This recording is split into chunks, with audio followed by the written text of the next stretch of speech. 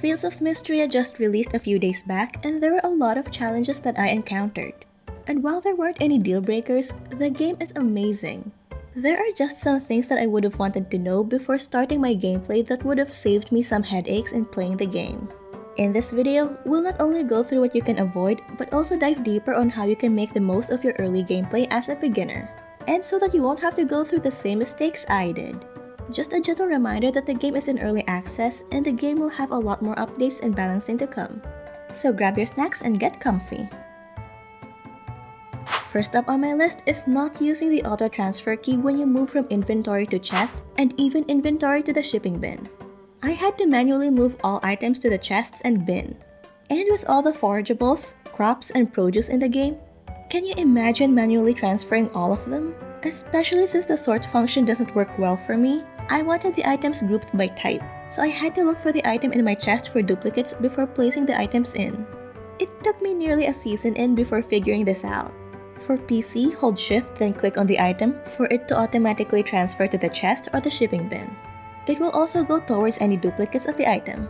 It's been saving me a lot of time since then, and I really wished I figured this out sooner.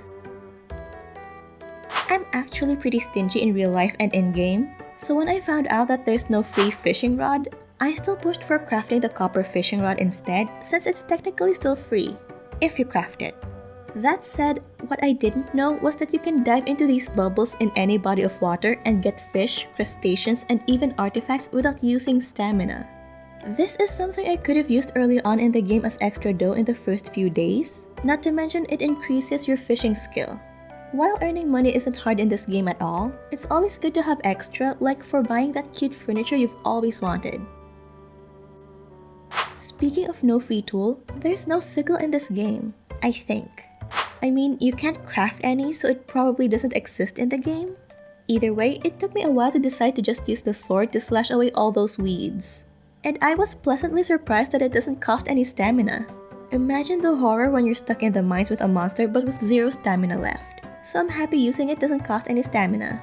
That's why it was the perfect tool to farm for some Breath of Spring flowers. Just weed out your farm using the sword and you're up for first place. Just remember to target a minimum of 50. It's a pretty unconventional way to use a sword, but hey, at least it's dual purpose. As for its main purpose, defending yourself against the monsters in the mine, well, just a bit of context, I'm not the most well-versed in combat in farming games, and I just blindly slash away randomly, which you shouldn't. That was my mistake. I got careless, and while I didn't get knocked out, my near zero health was pretty nerve-wracking as I continued on in the mines. In this game, it's actually pretty easy to identify attacking patterns of the monsters. Examples would be the stone monsters will get more damage if you throw back their stones using the sword. The mushroom will go above ground when you turn your back on them, wait for the lantern fuel to run out of fuel to attack. And stuff like that. It's actually like a pretty fun puzzle. And so far, my health has been fine. Also because I bring food now, but yeah, moving on. When you're running fast from place to place, it's honestly not that obvious, well for me at least. So I wasn't aware that you can dig these mounds right here until I got to the excavation site where it's obvious that there's something buried there. And what I didn't know is that you can actually dig up items using the pickaxe. It could have saved me time and money from getting a shovel early on, especially since expanding my farm area was not a priority yet, which is the main purpose of the shovel. And to feel better about my decision in buying a shovel, I tried using it in different areas like the mines, the beach, random splotches of land to no avail. So yeah, don't be like me, and just use your starter pickaxe. Different items can be dug up from these mounds, but the major objective while you're digging up in the first place is to find artifacts. At first, you will get these unknown artifacts, and if you hover over it, the description says that it needs to be identified.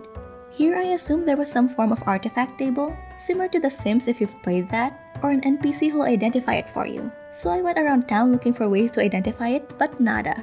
So I just clicked the item and lo and behold, you just press E to identify it yourself then and there. Lesson learned, if you find new items, do not just hover over it, click on it. It will save lives, or at least a portion of your time. The visuals of Fields of Mistria are so good. It's so pretty and vibrant. I love the color schemes so much, and the sprites blend with the background seamlessly. Unfortunately, this includes the forgeable items. I cannot for the life of me figure out which ones can be forged from the ones that are just there. Initially, I thought it was the obvious ones like in the bush, the trees, the flowers, and suspicious growing plants. It was only when I was crafting that I found out you can get the cattail fluff and from cooking the water chestnut. And I figured that I might have been missing a lot more, especially in cooking up a lot of trail mixes during my early days. It's an easy recipe with just water chestnut and wild berries. It will not only give you a boost on your stamina, but also your cooking skill. This is one thing I tell myself in my next playthrough: get the water chestnut. Another thing that I should have done earlier is keeping an eye on Balor's wares. At the start, I didn't really pay attention because I assumed my coins were better off buying seeds. Which it is, by the way, but hear me out. It's actually pretty easy earning money in this game. Aside from shipping items, you also earn coins from rewards, tower rank increases, and even skills. And to be honest, I do miss out on foraging for uncommon or missable items, and sometimes you can get it from his store for a measly 100 to 200. This helps me out in collecting items and completing sets for the museum. And when you complete sets, you get rewards. So the money is returning. At least that's what I tell myself. One of my favorite things in his shop is that he sometimes sells items out of season, which is pretty useful if you need that as an ingredient or material, or even for a quest that you missed getting from the season prior. And if that doesn't convince you to check his wares, he sometimes sells items for the main story quests that will normally take you days to collect. I'm not gonna spoil anything story-wise, but it did take me some time to unlock an area where you can get the item required. So I'm glad I could easily buy it at his store. The second expansion of your bag or the inventory took quite a while, so saving up space was a real hassle for me, especially when you traverse around town and picking up every forageable item you see. So crafting wasn't at the forefront of my to-do list, since I also don't know the recipe or the materials needed. And when from time to time I need to craft, I had to remember the materials needed so that I could bring it with me to the public crafting stations. But little did I know that when crafting, the system already checks all your chests back at the farm, so there was no need for me to bring the materials all the way. It took me forgetting to bring my materials to finally find out. Items currently not in your inventory have this chest icon to differentiate. Yes, it took me quite a while, but it was a happy discovery nonetheless. Also, did you know you can craft furniture in the town just below the forge? You don't have to go all the way to the outskirts just to craft your fence or your favorite furniture. I always dreaded crafting in this game. It's my least leveled up skill because it was always so far, or so I thought. I mean, you can always buy the furniture. Now, I guess I'm finally off to level it up. At the start, you will always be a bit short of stamina.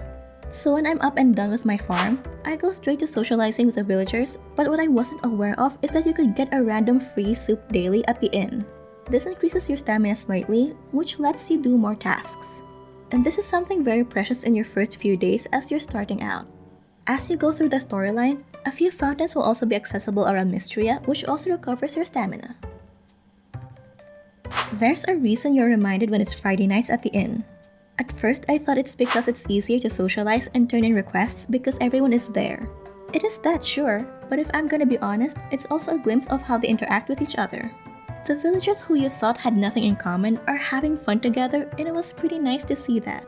I wasn't sure when, but by the time I realized it, I was pretty invested in the Dragons and Drama games. And that's it for now.